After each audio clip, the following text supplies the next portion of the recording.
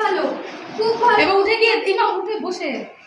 খুব ভালো, খুব কবিরাজ মশাই, মশাই, আমার কোনো অসুখ নেই, আমার আর কোনো অসুখ নেই, আমার কোনো বেদনাও নেই, আমার কোনো বেদনা নেই।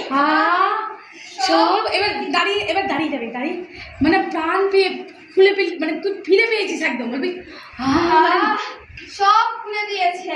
হ্যাঁ, সব তারাগুলি দেখতে পাচ্ছি। অন্ধকারের অপরটা সব তারা। অর্ধরাত্রে যখন রাজা আসবেন, তুমি বিছানা ছেড়ে উঠে তার সঙ্গে বেড়াতে বেরোবে।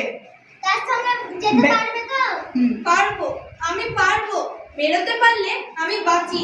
আমি রাজাকে বলবো, এই অন্ধকার আকাশে নবতারীকে কে রেগে যাবি, তুই মোড়ল। আমি সে তারা ওই কতবার দেখেছি, কিন্তু সে যে কোনটা সে তো আমি চিনি না। তুই গোপে তা দিবি এরকম, হ্যাঁ, দুই হাত, এক হাতে বলম থাকবে আর এক হাতে গোপ হবে, গোপ। চল চল চল, বলো বলো বলো বলো। তিনি সব চিনিয়ে দেবেন। এই যে মাধবের প্রতি তাকাও, মাধবকে বলো এই ঘরটি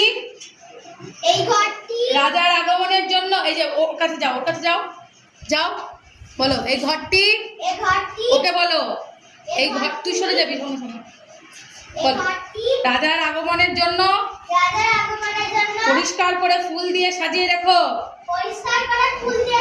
আর এই যে মোড়ল, বলো মোড়ল, ওই লোকটিকে তো আর ঘরে রাখা চলবে না। তুই রেগে যাবি, হ্যাঁ, না না কবি